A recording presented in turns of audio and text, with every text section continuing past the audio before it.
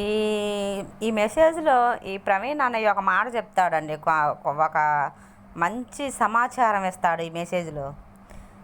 సమాజం అంట కళ్ళుండి చూడదు, నోరుండి పలకదట. నిజమేనండి.